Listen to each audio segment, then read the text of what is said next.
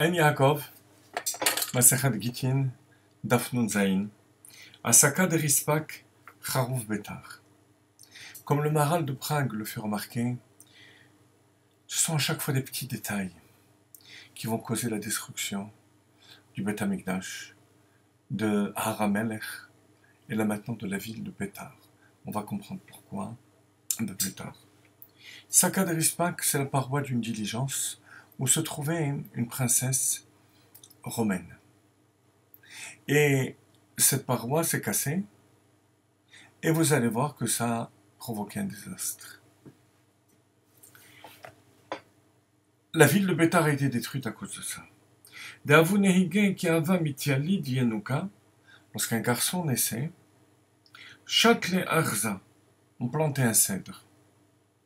Yankuta Châtelet Tornita. Lorsque c'était une fille, c'était un pin. Le marchand fait remarquer que le cèdre et le pin, c'était un autre arbre.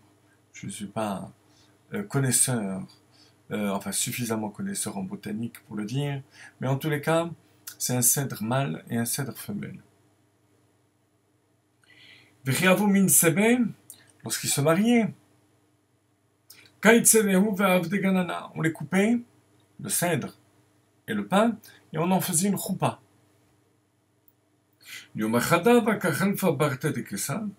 fois la fille du représentant de César, du gouverneur romain, est passée, et Dvar Saka de Rispak, la paroi de sa diligence s'est cassée, Katsu Arza ve'ailula, ils ont coupé le bois, ils ont fait cette paroi.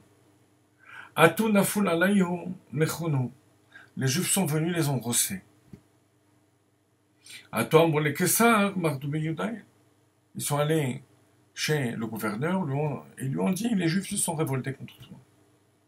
Et Ata alayhu, il est venu et a massacré la ville de Bétar. Gada Bahori Afkiran Israël, dit le verset dans Echa, les lamentations de Jérémie. Il a déraciné par sa colère la puissance d'Israël. C'était la ville de Bétar. Amarabizera, Marabiaba, Rabbi Hanan, et le Shmonim Elef Karne Milchama Shenichnesu le Bétar. Ce sont les 80 000 sonneurs de corps. Donc, chacun appelait des patrouilles de 100 personnes. Donc, ça fait un nombre impressionnant de soldats qui sont rentrés dans la ville de Bétar. Ils ont tué sans distinction hommes, femmes et enfants. Jusqu'à ce que ça fait des ruisseaux qui sont allés jusqu'à la Méditerranée. Chez Matomar, Krovaïta, tu vas dire que la ville de Bétar était proche de la mer. Non, elle était loin d'1 kilomètre. Tanya Rabbi Eliezer Agadol Omer, Shne Nechanim Yesh Bebikat Yadayim. Il y a 2 ruisseaux qui vont de part et d'autre. Moshechelach, Vechad Moshechelach. Vishuachamim, les Haramim ont mesuré. Shne Chalakim Maim, il y avait les 2 tiers d'eau et 1 tiers de sang.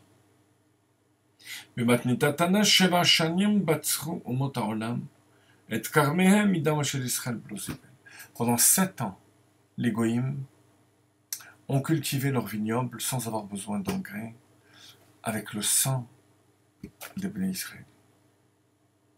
Voilà l'histoire dans son ensemble.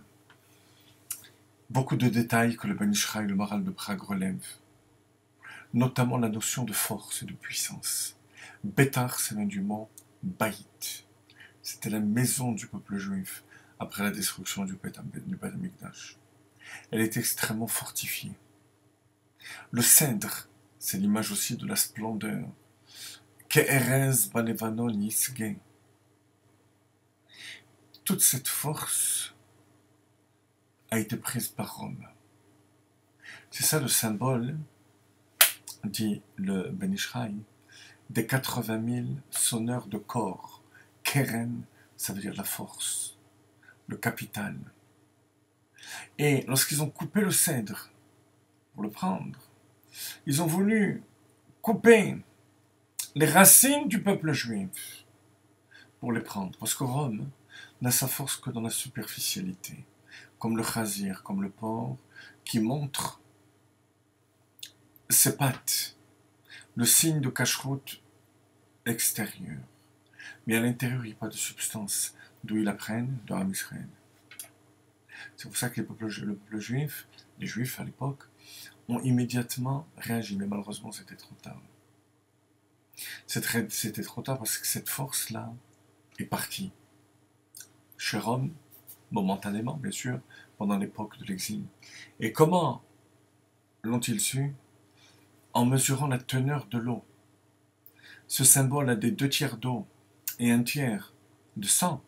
Il est rapporté dans Sanhedrin en ce qui concerne le vin. Un vin qui est coupé avec 2 tiers d'eau et 1 tiers de vin, c'est considéré comme du vin. Le vin s'apparente au sang. Le sang, c'est la vie. Cette vie était partie chez Rome.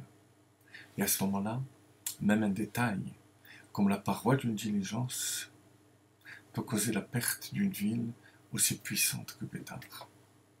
Ça veut dire, chers amis, c'est l'enseignement que le Maharal de Prague nous retire de cette sougia.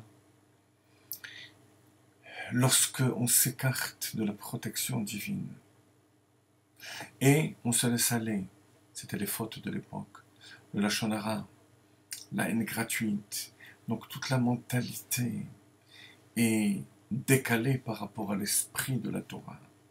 Alors le moindre détail, des coques, une diligence, un mot de lachon hara peut causer la destruction.